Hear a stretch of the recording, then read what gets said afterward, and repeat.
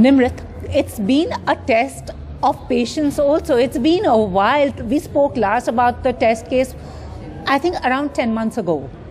10 months ago, is it? Gosh, Yeah. It's been that long. Yeah. It's been a year of many lessons for me actually. I didn't expect this to take so long to culminate and to come together. But I feel like sometimes when things take long to come together, then it's probably for the best. And it's been a tough year that way, you know. I was expecting this to be out there, and you know, especially because the first episode was loved and embraced so well by the audience. True. I would have really loved for the rest of the story to have come out much quicker, and you know, as a quicker follow-up with the first episode, but you know, some things are beyond us.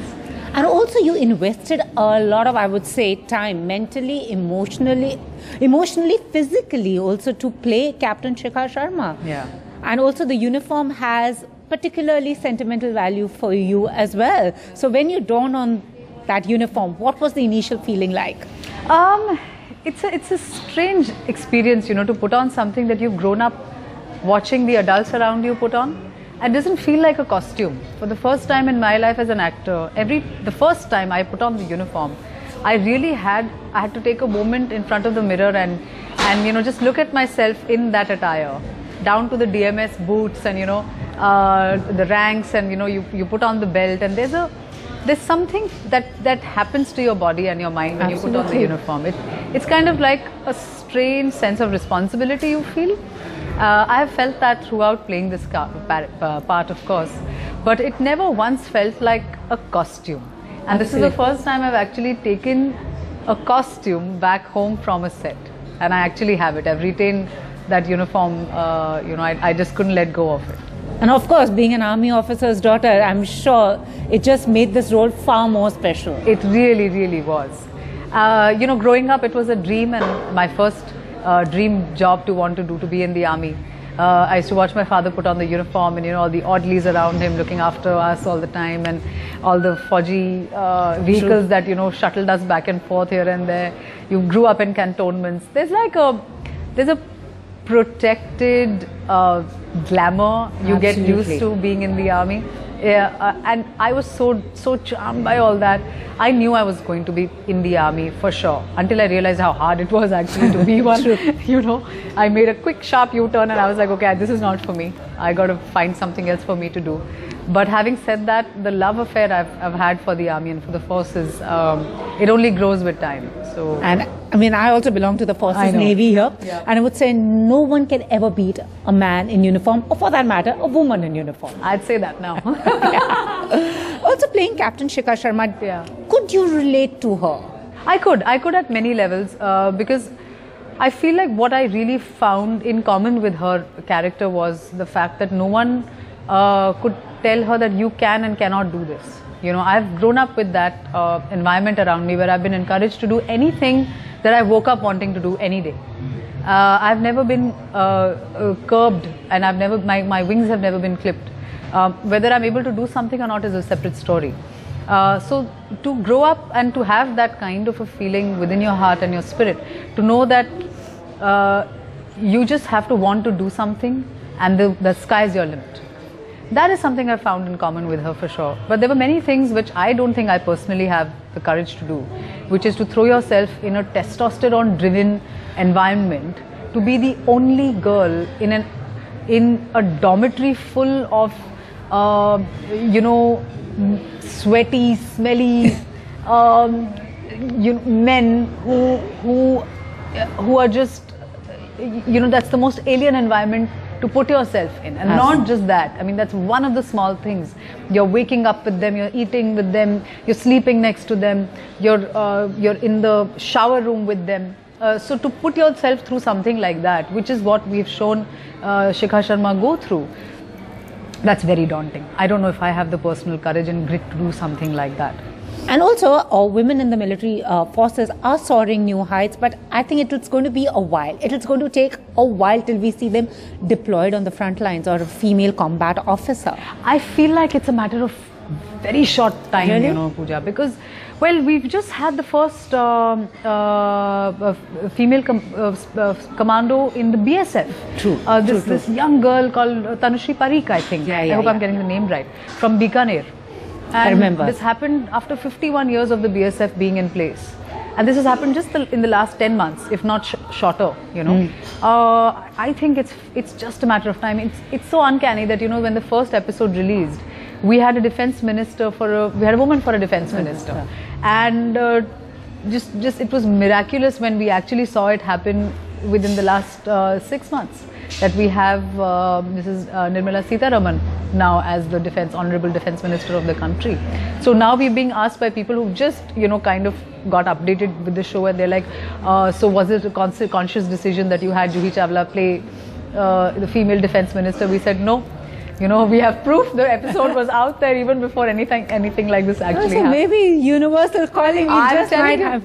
Yeah. True, absolutely. And I will personally go and meet the first Special Forces Girl Commando as and when it happens. And usually they say in the army, that's when the boys become men. So what happens to the girls? What happened? What do they turn into? They become commandos. As I said, as the character says in the show, she's there to be a commando, and she's there not because she's a girl and not because, you know, she has a reservation of a quota of any sort. She's there because you know, she will earn the right to be there. You know, that's the point of her being in that academy. And also physically, it was a very daunting role to play. I mean, she gave up coffee, and also Not for very long. That's done. And also crazy training, those boot camps. I mean, Yes. it's not for the faint-hearted. No, it isn't. And quite honestly, it's been the most rewarding journey for me. Notwithstanding all the sacrifices and all the tears that, you know, go into giving up all the stuff that you love very much. I can't tell you how thankful I am for the journey that I've been on over the last year now.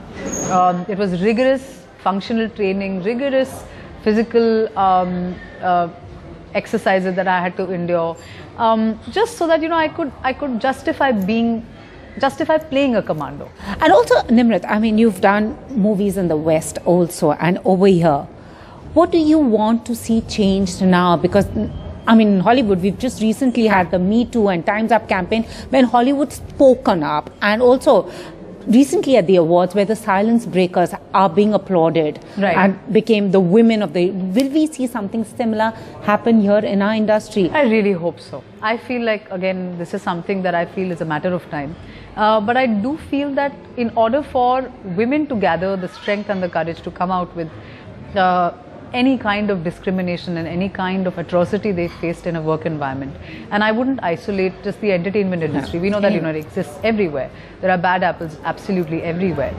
And that could be a power play, you know, that doesn't have to be limited to only men using that muscle on women. I feel like there could be bad apples among women as well, using that. It's a power game. Absolutely. It's power and a status game, as far as I understand this. And it predominantly is a male-driven problem, which we know of and hear of in all sorts of work domains. I feel the system has to really support and protect the women in order for them to have the courage to come out about something like this.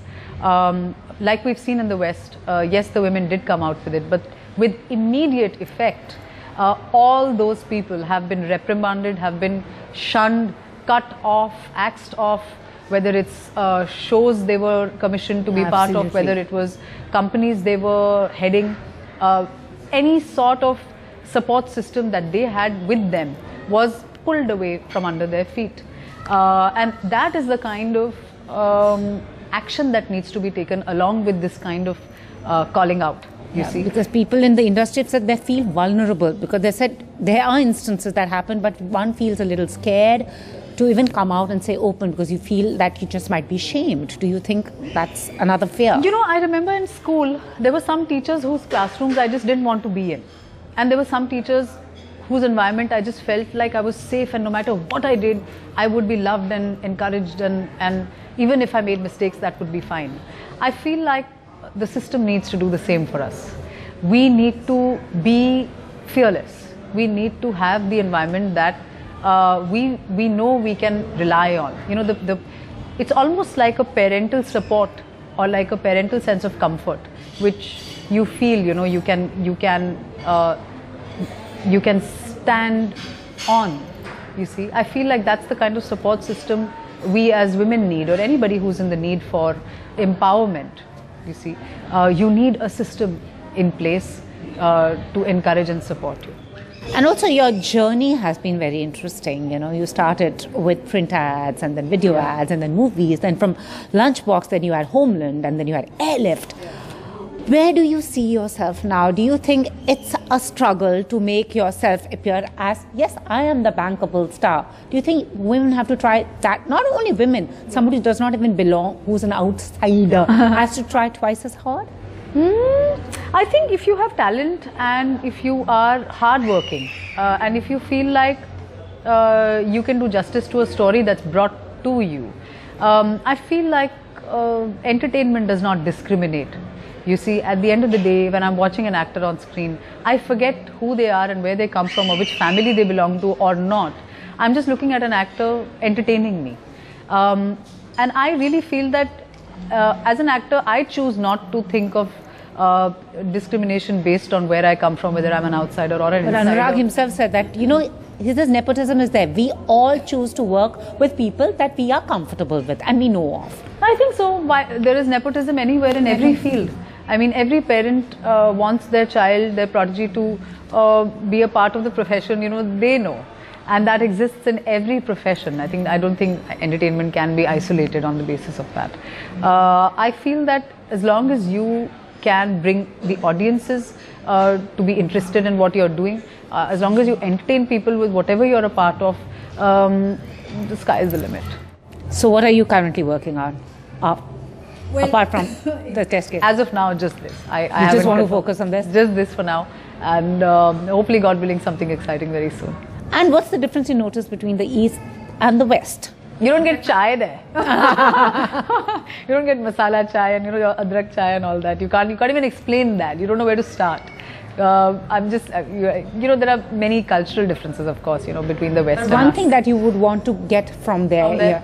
I think the dignity of labor is something I've spoken of before as well. I feel that everybody is treated as an equal and everybody sits and eats together. There's a sense of community, no matter who you are. You could be a light boy, camera assistant, an actor, a spot boy, anybody. Everybody, at the end of the day, is there for a job. And I feel like that sense of unity is something we can definitely learn from. And what they can learn from us is warmth and adjustments. Yeah. And, you know, we have a very human and a very warm environment. Things can be a little bit robotic and slightly dry.